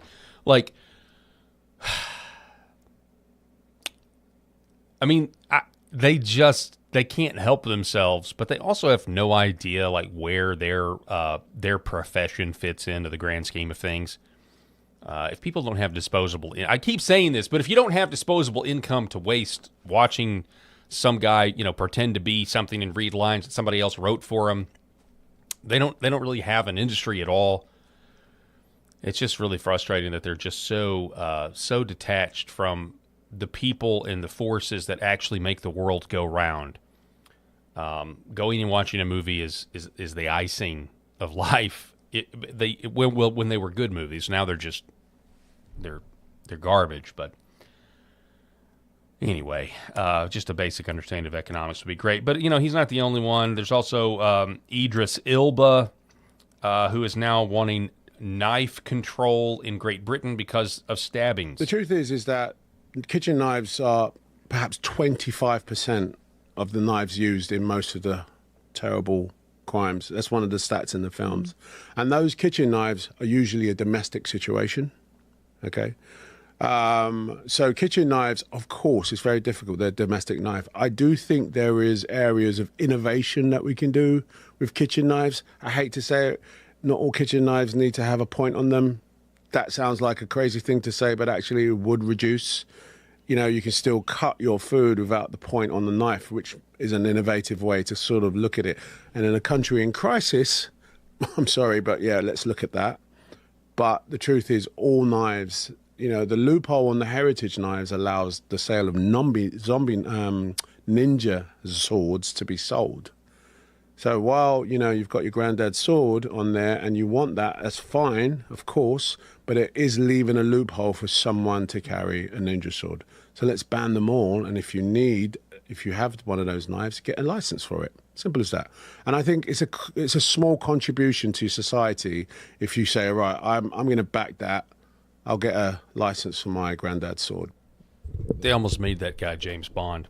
So let me see this. I've got a pocket knife here that I use as a paperweight and to keep my mic cord from dropping off, or my headphone cord. It's obviously got a point, you can see there. So, you know, you would take the point off, and then I still have this sharp part of the knife where, I don't know if you can see that motion there, but pretty sure you could still slice somebody to bits, whether there's a point or not. But anyway, that is England for you. Pretty insane stuff, but that's why this political party called Restore Britain is gaining popularity, not just from, you know, knife control people, but also the fact is they're now less safe because of the flood of migrants. And then, of course, you know, one of your most famous actors currently wants to make it even harder for you to get a knife to defend yourself. Listen to this. Why are you down here today supporting Rupert and Great Yarmouth First? So, yeah, just ever since Restore's been announced, I've just been so excited about having a political party that actually puts the British people first, having a politician that actually cares about us, and I have just wanted to do whatever I can to help the cause. And what are the main issues for you that brought you to the party? Well, the main issue is just immigration. Having seen my country change so drastically before my eyes in my lifetime, and just being fed up of being told that I just have to deal with it and put up with it, and just being kind of my concerns and my needs just being shoved to the bottom of the pile, just being sort of, I see it as like just a massive assault from our government, to be honest. It's like, you don't matter, your concerns don't matter, everyone else matters more than you. And yeah, I'm just sick of it, really. And Rupert and Restore bring something that is so refreshing, because it's saying, no, you come first, you matter, your history matters, your culture matters, your needs matter, your safety matters. And that, for me, that's just makes my heart feel good. Why are you down? So we've got people like this girl who are rediscovering British nationalism, essentially. And again, it's this Restore movement. A guy named Rupert Lowe rallies Restore Britain Army for Great Yarmouth First. Here's the opportunity for us to show the rest of the country what can happen. And as you know, well, branches are jumping up spontaneously, reflexively all over the country as people actually start to realize the situation is very serious. And if we don't all stand up as a collective and start to make our voices heard, we're going to lose our country. So it's great to see it. So, you know, you really think about it, like, because I've been, obviously I'm focused on my own country in America, but I don't have a lot of time to worry about Britain. You think we have an uphill battle. They have such an uphill battle. And I don't really know. I mean, to the point, you know, we talked about over here, we're still trying to work within the confines of our system. Over there, they're still trying to work with the confines of their system. But you just wonder if it's even possible over there. You certainly wonder if it's possible here too. Don't misunderstand me, but I don't know, man. They are very far gone. They are having local elections, and this is from the Associated Press. Britain's Keir Starmer fights for his job, his calls for his ouster grow after local election losses. British Prime Minister is fighting for his job. His Labour Party spurred dozens of lawmakers to call for his resignation after a devastating local election loss. Starmer plans to use a speech on Monday to argue that he can change track and revive his government's fortunes, but his position is fragile. His rivals weigh their options. This is from Hot Air, another headline. After losing his buttocks in local elections, Starmer declares war on right-wing and regular British. This is by somebody by the name of B.G. Welborn. He writes, there's dense, and then there's Keir Starmer. Calling him dense would probably be a misuse of the word, as it doesn't really begin to cover the nuances of Starmer's case. Obstinance might be better, but I always thought that implied at least to someone, or at least someone that was listening, even though with continued objections in the face of arguments. Dense is closer to his public persona, as he surely does seem to bear down on things that are hugely unpopular in the face of either public outcry or outright rejection, as with the recent elections. Continuing to march with such policies and pronouncements certainly qualifies as dense. But he's too much the devoted ideologue, with at least a feral intelligence to qualify for the intellectual meaning of dense. Starmer gave a speech this morning, this was the Monday speech that the AP was referencing, that I guess might be as close to a mea culpa as he is capable of, which means not really. Of course, in Starmer's world, he's the hero, not the dog. By ignoring the election results and gluing himself to the carpet in his office at number 10 Downing Street, he's sparring the UK chaos. This is a clip. Just as I take responsibility for the results, I also take responsibility for delivering the change that we promised, for a stronger and fairer Britain that we must build. I take responsibility for navigating us through a world that is more dangerous than at any time in my life. And I take responsibility for not walking away, not plunging our country into chaos as the Tories did time and again. Chaos. Thing is again, I don't know a lot about the politics over there, but I'm pretty sure he rose to power by because the opposing party lost power in a lesser fashion than he just was rejected. More from the Hot Air piece. Starmer, the selfless hero, is going to continue saving Britain whether they want him to or not. From the dark path the British, Welsh, and even a few Scotsmen, checks notes, just voted for. Put another way, we will fight the British people in Brussels. We shall fight them on the French beaches with rubber boats full of third world migrants. We will fight them in the public squares with crowds of praying Mohammedans. We shall fight them in the raping places. Instead of what was it that he said in the speech about, I spent too much of time telling everyone the wonderful things I was doing for them. I've spent too much time talking about what I am doing for working people and not enough time talking about why or who I stand for. Because I can see how hard life has been during these decades of crisis. I can see that very clearly. My late brother Nick spent. Oh man, he's worse than an American politician. You can't stand it. It's just absolutely incredible. Anyway, we don't talk a lot about the British government, but that's all I've got for you today. In other news, back to more pressing matters. America is facing a birth rate crisis, and here is a snippet from the Oval Office talking about this very thing. That 1 in 3 Americans are underbabied. What does underbabied mean? That means that you either don't have any children or you have less children than you would normally want to have. And to Katie's point, we have a crisis that's causing our fertility rate to drop below 1.5. The replacement rate is 2.1. So we're way below what we need just to replace the people that we have in America. And one of the challenges is that rural America, where there's 60 million people, have a mortality rate, maternal mortality rate when they have babies. That's about 30% higher. That 1 in 3 Americans are under-babied. So, yeah, we do have a problem. This is from End Wokeness, insane chart on the death of marriage. 1975, Americans married by the age of 30. In 1975, 91% of women were married, 81% of men. 10 years later, 85, 77%. Look at that drop in 10 years from 75 to 85. We had just an over 10% drop from 75 to 85. 20% drop among men, almost. Well, not quite, but then 95, 64% of women aged 30 were married, 54% of men. 2005, 50% of women aged 30, 41% of men. 2015, 37% of women to 27%. And now in 2025, women who are 30 years old, only 1/4 of women who are 30 years old are married.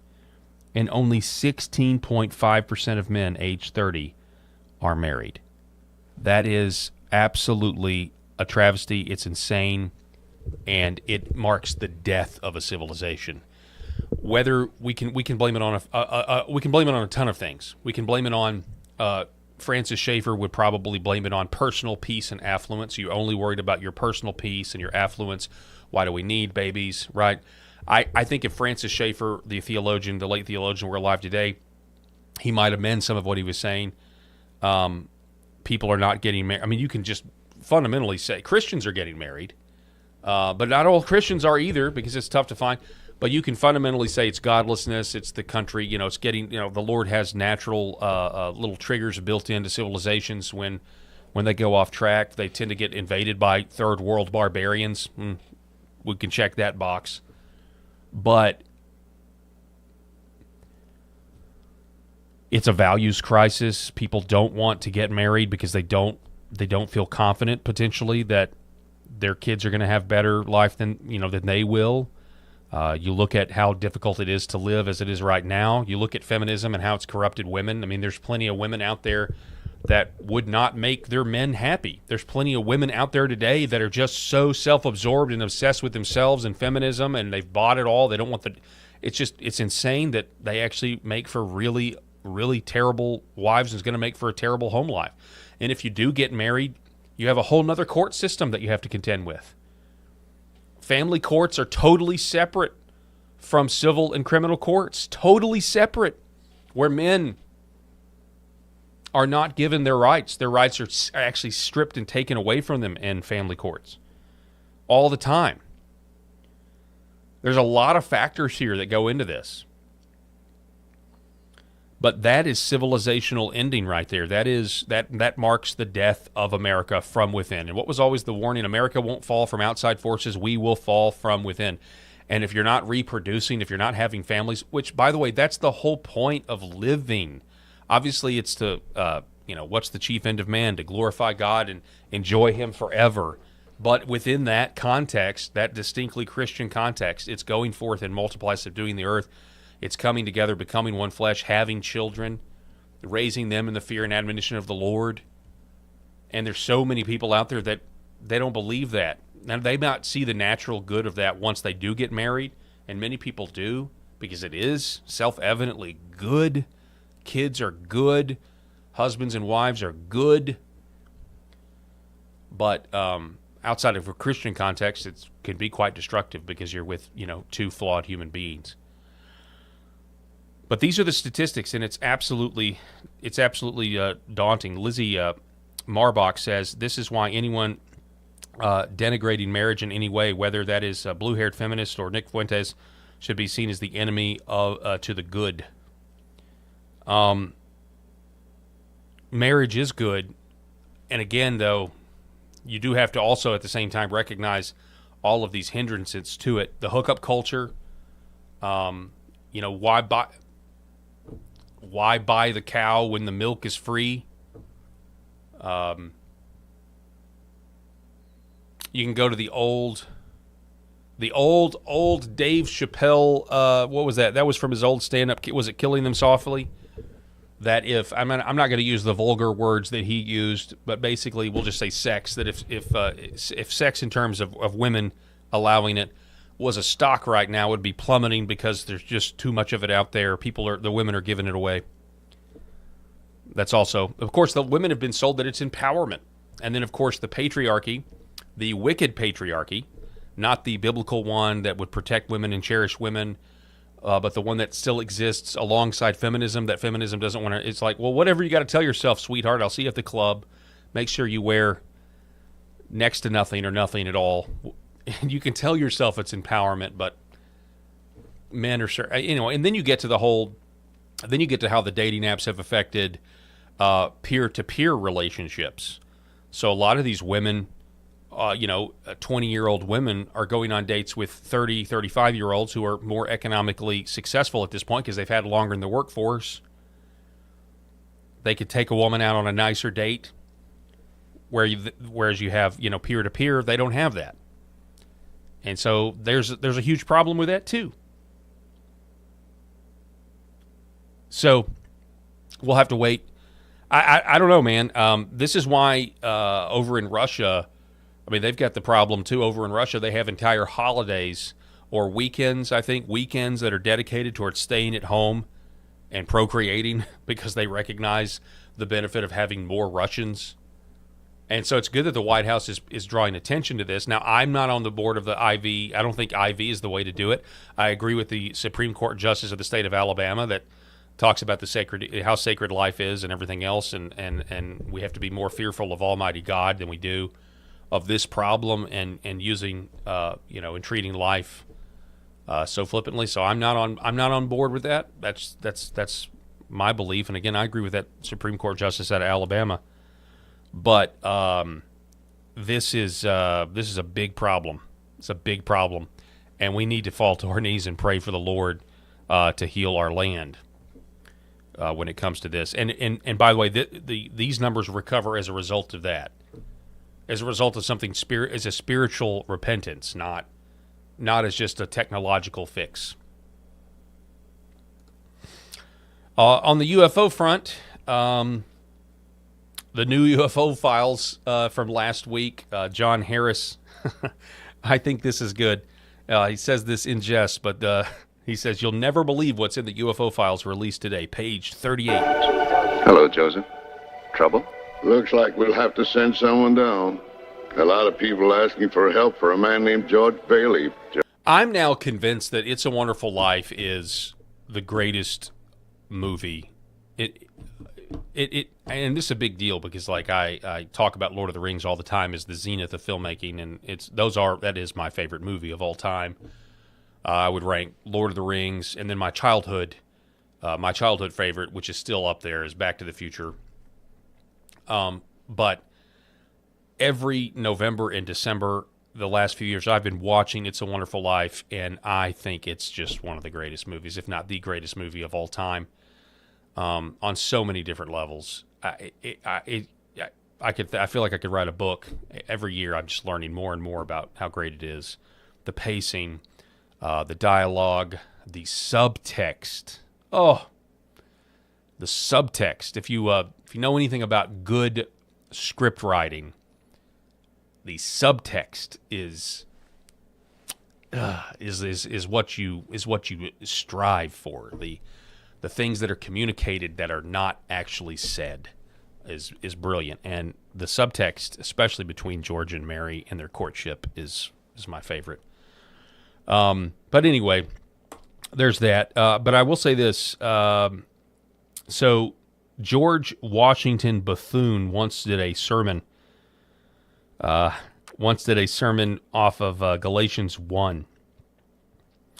He said this: Jesus Christ was a patriot. Galatians chapter 1, by the way, stand fast, therefore, in the liberty wherewith Christ hath made us free. So he gave a sermon one time, says, Jesus Christ was a patriot. The overflowings of his love went forth through every channel of human affection. Faithful to his God, faithful to his people, and faithful to the world, he was not the less faithful to the land of his birth.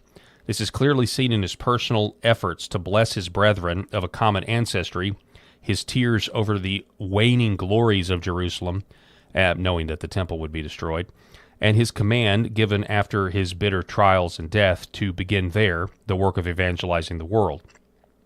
Every Christian should be a patriot. Christianity is the religion of him who implanted in our hearts a love for our own, and who condemns the man who owns no such ties as worse than an infidel. The love of country is but an extension of the love of home. Very wise words. So you have that version of how we can think about ourselves as a nation, or you have the opposite, which would be found in this headline from the Daily Signal. Tyler O'Neill writing, Christian doctrine threatens psychological harm to child according to a Maine judge. So in the state of Maine, the gospel of Jesus Christ apparently is a serious risk to psychological harm to a girl. The case revolves around the custody of Ava, now 12-year-old daughter of Emily Bickford and Matthew Braden, who are not married, never married. Bickford later started attending the mom Calvary Chapel in Portland. Braden objects to his daughter joining her. Calvary Chapel, you see, teaches the Bible verse by verse, chapter by chapter, and the pastor actually believes in God, Jesus, heaven, and hell, and takes salvation seriously.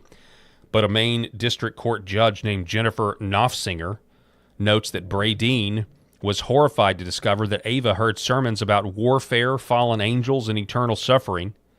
And the biggest kicker is the pastor learned of a custody dispute between Ava, concerning Ava, and when he learned about the custody dispute, he prayed about it in Ava's presence, asking God to protect her from the schemes of the enemy. The judge interpreted this as demonizing Ava's father and therefore threatened psychological harm.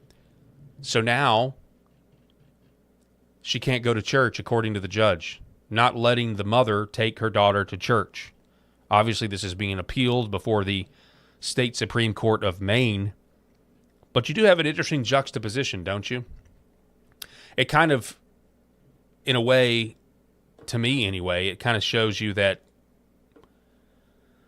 once again, the choice is really binary, and that every country is going to have some form of blasphemy law. It's not really a question of neutrality. It's a myth. We know this. So you're either going to be a Christian nation or you're going to be a pagan nation when it comes to what's put out there in public life.